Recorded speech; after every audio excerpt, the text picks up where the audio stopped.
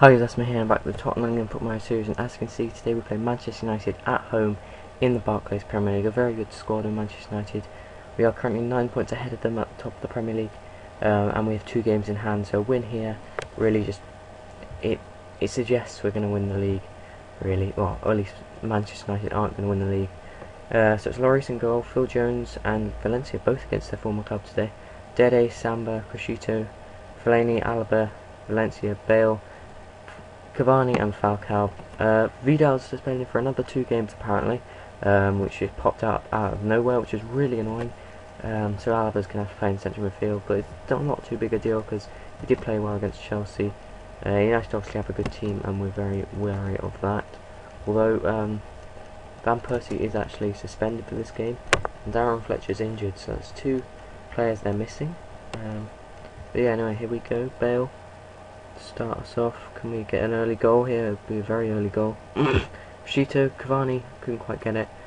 Alaba, Crescito again. Fellaini was waiting, but it didn't reach him. Dede gets the tackle in. Oh, that's what I meant to do. I meant to check how many goals Dede's got this season. So let's just check that quickly. He's got 6 in the Premier League and 9 in all competitions in 27 games in all competitions. So he scores on average of 1 every 3 games. That's better than Damian's record was with us. So that's insane. Yeah, very good record. Samba's also scored a lot, but I'm not going to go back out again to see how many he's scored. I'll try and remember after the match to go and see how many Samba's scored. I think Samba's actually got more. Oh, he should have scored there. Who was it? I think it was Samba. Strootman heads it away. Valencia against his former club here. Passes to Bale. Samba again at the near post, but couldn't get it. Alaba. Jones. Dede. Jones. Rooney trying to tackle Jones. Fouls him, Rooney. Just a talking to for Rooney. Now we've got a free kick. With Bale whipping it in.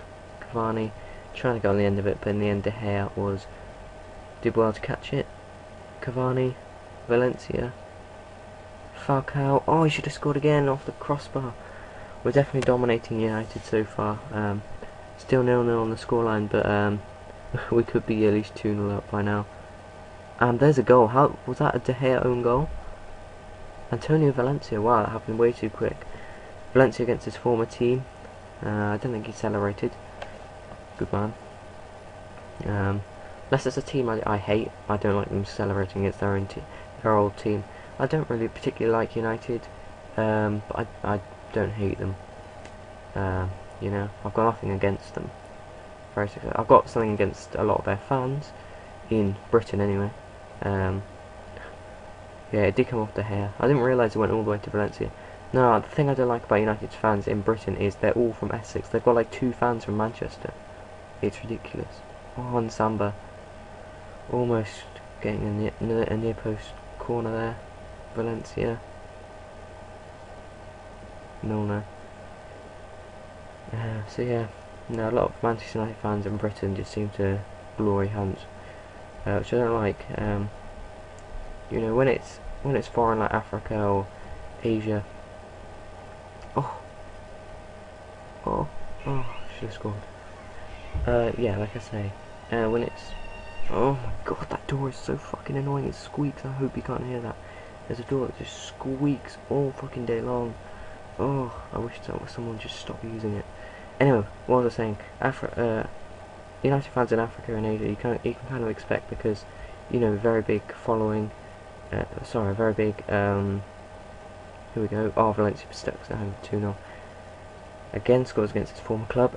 Anyway, very big team. And obviously, United, especially when they had Jason Park, I imagine their fan base in Korea just grew by a whole lot. So yeah. Also, you know, a lot of Africans tend to support Arsenal more because of the French/African tie into Arsenal. When you see like kids playing football in Africa and stuff, just on like random videos, they seem to always have Arsenal or Chelsea kits, but they do have a lot of United fans in Africa as well. But Asia is normally where you get more United fans. But I don't like British people in, say, Portsmouth supporting Manchester United. They've got a good enough team down there. You know, if you literally live an hour away from a team in the, if your closest team who's in the top, I'd say 5-6 divisions is an hour away, then, you know, by all means glory hunt, or just, you know, support whoever you want to support. You know, I don't have a go at people who support, you know, United and their local team, but I'm someone who supports my local team, so I believe very much that people should support their local team. Falcao makes it 3-0. We're dominating United here today. Brilliant performance. Yeah, so I think everyone should support their local team. You know, I love teams like Arsenal, Everton, Valencia, AC Milan, Benfica. They're teams I really love watching, and believe me, if I lived there, like around there, I would go and watch them. Well, if I had the money anyway, I'd go and watch them, I'd support them, you know. But I don't, so I have, you know, why support them if you can't go and watch them every week? Now, I want them to do well, you know, and Newcastle as well. But I have a reason to support Newcastle. Obviously, if you have a reason to support United, like your dad is from Manchester or something.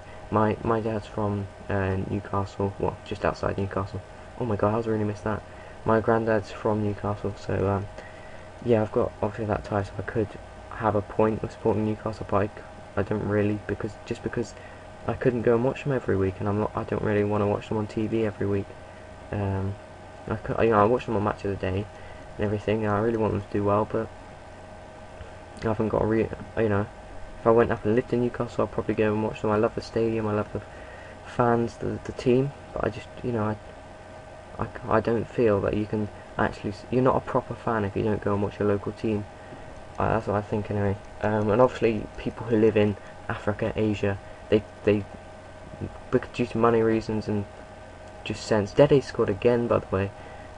Due to money reasons, obviously they can't just spend what, 500 quid to get the cheapest possible flight over, then get the ticket, and that'll probably have to be a bad ticket because they won't have the money, you know, they don't have the money for that. So if they can watch United every week on the TV and have the same amount of passion and, you know, want to know the club, I think that's fine, but you can't really, I don't think you have the same thing in Britain, because you know, you do have the money to go and see someone, you know. And also, especially in Asia, especially like China, countries are, you know, it's a lot bigger, you know, maybe miles away till you get like a decent team, and even then, a third division team in China is going to be terrible, you know. You know, so I don't know. And same with Africa, except for the South African teams, they always, you know, their leagues in FIFA, and they always seem to have players in their international teams. Egypt as well got pretty good club teams, so yeah, those kind of countries. But and Falcao there, 5-0. This is absolutely insane, I've got to say. I don't know how we do it against the big teams and then struggle to beat teams like Newcastle away. You know, but we've done it. Was it 7-1 earlier this season, 5-0 at home, and the match isn't even over? I only made my substitutions, I've completely forgot to do that. Well, let's get Hamsik on. I'm going to get Bale off. Ayu's back from international duty, by the way. His time with Ghana is over. They went out on penalties, I believe. I think it's Mali? Senegal? Someone like that. So yeah. I know, I hope you enjoyed my rant. It's 5-1. That's really annoying because I like to get the clean sheet, and it's really just, there's no need to concede really. We might as well just sit back, but yeah, it always seems to happen. Sometimes it happens in real football as well. It just seems every single time when you get a big win in Football Manager, you can't keep a clean sheet, and it's really, really frustrating. And I'm realistic in a way. It just seems whenever I get a big win, it's always wrecked by a goal in the last few minutes, and Nani should have made it 2 then.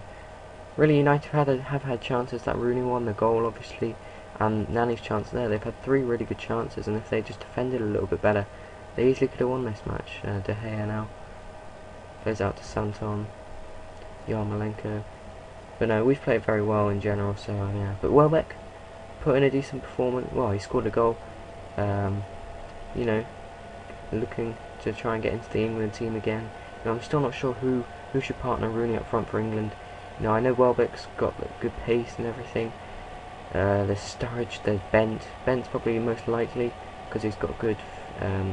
He's been doing well this season for Aston Villa. That's going to end this video. What a win! 5-1 versus Manchester United. What a performance! Brilliant. I'm just so happy with that. Fortunately, we did concede at the end. It is very frustrating, but oh well. So yeah, we go. What is it? 12 points ahead of United. 2 games in hand over them. We're currently 11 points ahead of City, but they've got a game in hand over us. I believe that's. I don't know when that's going to happen. But yeah, really good. Really happy with the win there. 5-1. Can't really ask for much more, can you? Really? Well, 7-1, but doesn't matter. Yeah, 3-0 for Liverpool. 2-1 to Arsenal. Everton lost at home 3-1. Chelsea won 2-0. Yeah, the rest of the big teams really won, didn't they? Apart from Everton, but they're not exactly doing brilliantly. Newcastle are in 5th. So now Falcao has 22 goals. Bale's still stuck on 30 assists. Just didn't get one in that match, or at least I don't think anyway. But yeah, we're doing really well in the league. Obviously, got the Champions League still to come. I'm actually gonna show you how many goals Samba scored. Let's take a look at this. It's got to be at least the same amount as Dede. He seems to score a lot more. Yeah, 8 in the Premier League, 10 in all competitions, and he hasn't even played 30 games, so he's got a better than 1 every 3 record. 1 in every 3, which is actually fantastic. Last season he got 8 goals in 40 games. This season he's got 10 in 28 games. So you can just see like how much better we've got from our corners, can't you? Yes, I want to show you my fixtures as well coming up. So really, until, well, I've got a very tough run really until that. This is a really tough run. Okay, you got Wolves at home, Stoke and Cardiff away. No away games are easy. Capital One Cup final, never going to be easy. Aston Villa away.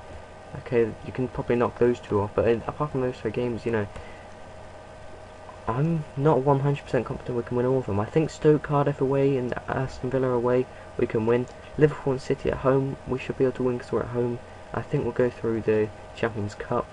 It is a tough run. Then you look, we've also got these 2 games, so we haven't got the easiest end of the season. We'll probably have more Champions League fixtures in between that, and hopefully more FA Cup fixtures in between those as well. So it's going to be a very, I can predict a very tough ending to the season. But as you can see, either Juventus or PSG are going out, so that's going to be a very nice one. Also Dortmund, either Bayern or Real Madrid's going out, which is really good, and either Dortmund or Barcelona are also going out. So there are definite 3 huge teams who are really challenging, definitely going out. AC Milan could lose to Benfica, Chelsea could lose to Leverkusen, and City could lose to Lille. So, you know, I'm confident beating Sporting, Marseille, Leverkusen, Benfica. Even AC Milan I think I could beat over 2 legs quite comfortably. Lille, and probably even City as well I'm pretty confident about. PSG maybe, I don't really think, I don't know, it depends how they play I guess. But, you know, we're lucky that we got drawn against I don't want to say a weak team, but a weaker team. Take a look at PSG's team. They've got players like Lucas Moura, Menez, Gundogan, Sacco, Kabay. How good's this bloke? Yeah, he's got some decent stats. I imagine he's pretty good. Also got like Lavezzi, Thiago Silva. They're still going to be good players. Siraju, who's a good keeper. They still got who's they got up front? Let's take a look at this. They've still got Ibra up front, who's still still got some good stats, very good in the air. Yeah, not as pacey as he used to be. And Corral as well, he used to be good, not amazing anymore. Got Gamero still, Lavezzi who can play up front. On the wings got Marine, Torj, Nuri Sahin, didn't realise they had him. Van der Wiel, so got a very strong team. So despite not being the best of teams, they could still easily challenge. But yeah, I think it's going to about wrap up for this episode. Thank you for watching. Please leave a like if you did enjoy it, and of course subscribe if you haven't already.